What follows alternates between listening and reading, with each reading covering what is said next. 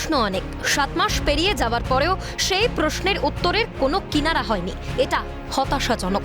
কথা হচ্ছে কাদম্বিনী কাণ্ড নিয়ে, কথা হচ্ছে এখনো অপেক্ষমান ন্যায় বিচার নিয়ে। আদালতে যখন প্রশ্ন উঠছে কাদম্বিনী কাণ্ড ধর্ষণ নাকি গণধর্ষণ, আদালতের বাইরে দাঁড়িয়ে যখন কাদম্বিনীর বাবা মা সিবিআই তদন্তের প্রতি উগরাচ্ছেন ক্ষোভ, জানাচ্ছেন আসল খুনিরা কলকাতা পুলিশের তদন্তেও আসেনি বাইরে, এতগুলো মাস সিবিআই তদন্তের পরেও তারা আসেনি বাইরে, তখন দল মত নির্বিশেষে রাজনৈতিক মহলের মত এ কাজ হতে পারে না একা সঞ্জয় রায়। স্বাভাবিকভাবেই কাদম্বিনী কাণ্ডে প্রাথমিক পর্যায়ে রাজ্য প্রশাসন থেকে শুরু করে বর্তমানে সিবিআই এর ভূমিকা নিয়ে চর্চা শুরু রাজনৈতিক মহলে। দল বিশেষে আক্রমণের তীর শুধু অন্য দিকে তা বলাই বাহুল্য।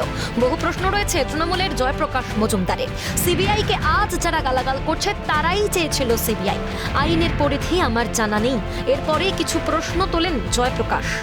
সিবিআই তো চেয়েছিল, যারা আজকে বলছে সিবিআই কে গালাগালি দিচ্ছে, 3 দিনের মাথায়, ঘটনার 3 দিনের মাথায় সিআইডির হাত থেকে সিবিআই এর হাতে তুলে দেয়। কারা তুলে দেয়?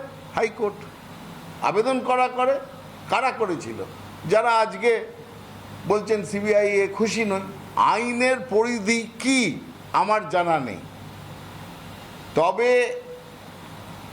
একটা তদন্ত যদি হাইকোর্ট মনে করে সিবিআই করেনি বা সিবিআই অপদার্থতা দেখিয়েছে, নতুন তদন্ত তাহলে কি আবার সিবিআইকে দিয়ে করানো হবে না অন্য কোনো এজেন্সিকে দিয়ে করানো হবে? আর সেই তদন্ত যখন শুরু হবে তখন আগের যে শাস্তি, আগের চার্জশিট এবং তার উপরে ভিত্তি করে যে শাস্তি, সেটা কি পেন্ডিং থাকবে?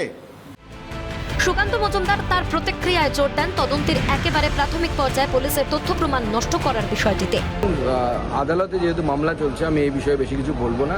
সিবিআইকে আরও বেশি তটস্থ হওয়া উচিত এবং আমার যেটা মনে হয় যে যেভাবে তথ্য প্রমাণ লোপাট করা হয়েছে তৃণমূল কংগ্রেসের পুলিশ দ্বারা, দেয়াল ভেঙে দেওয়া, সেই ঘরকে ভ্যান্ডালাইজ করা, বডি ওখানে পড়ে থাকা অবস্থায় হাজার মানুষ সেখানে গিয়ে ঘুরে বেরিয়েছে, গরু ছাগল যেরকম চড়ে মাঠে সেভাবে চড়েছে, স্বাভাবিক তথ্য প্রমাণ তো আর বেশি খুব থাকবে না, সেই ব্যাপারটাও আমরা বুঝতে পারছি।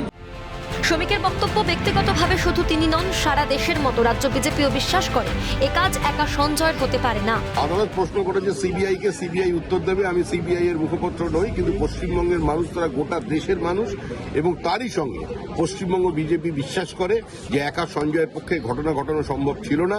এটা একটি প্রাতিষ্ঠানিক খুন, এবং যারা প্রমাণ লোপাট করেছে, যারা প্লেস অফ অকারেন্সকে অল্টার করেছে, যারা সূর্যাস্তের পর অটোপসি করেছে, যারা দুটো মৃতদেহকে সরিয়ে দিয়ে পানিহাটি শ্মশানে তাড়াতাড়ি দাহ সংস্কার করেছে, মেয়েটির বাবা মাকে আত্মহত্যার তত্ত্ব বলেছে, এরা প্রত্যেকে অপরাধী। এদের প্রত্যেককে টেনে বার করে আনা দরকার।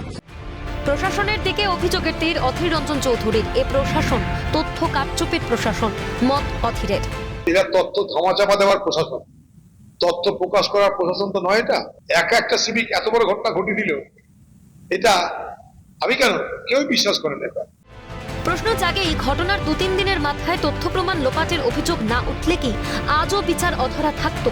গোড়াতেই যদি গলদ থাকে, তবে সেই গলদ নিয়েই কি কাদম্বিনী কাণ্ডের তদন্ত করছে সিবিআই?